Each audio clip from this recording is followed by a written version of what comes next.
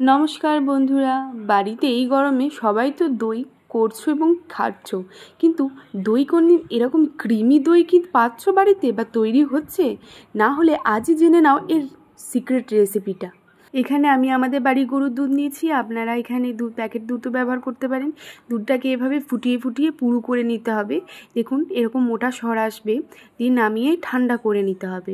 একটা আঙুল ডুবিয়ে দেখবেন, আঙুলটা যদি দুধে রাখতে পারেন তাহলে বুঝবেন দুধটা ঠান্ডা হয়ে গেছে।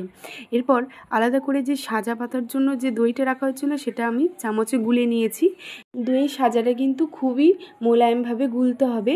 দিয়ে আপনি যে দুধটা পাতবেন সেই দুধের সাথে এভাবে মিশিয়ে দিয়ে বারবার হাতাটা করে ডাববেন দুধটাকে। এটা কিন্তু মাস্ট, খুবই দরকার দুধটা ডাবা। যত ভালোভাবে এভাবে ডাববেন দইটা কিন্তু তত ভালো বসবে। অনেকক্ষণ ধরেই ডেবে নেওয়ার পর এই দেখুন এরকম ওপরে ফেনা ফেনা হয়ে আসবে।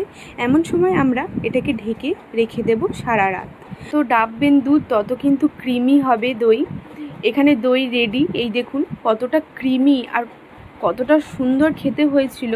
দেখুন আপনারাও বাড়িতে এইভাবে ট্রাই করবেন। আমি এখানে টক দই রেসিপি আপনাদের সাথে শেয়ার করেছি। মিষ্টি দই রেসিপি যদি আপনারা দেখতে চান অবশ্যই নিচে কমেন্ট করে জানাবেন। এরকম আরও ঘরোয়া ভিডিও পেতে আমার পেজটি অবশ্যই লাইক, ফলো এবং ইউটিউব থেকে দেখলে সাবস্ক্রাইব করে দেবেন। নমস্কার।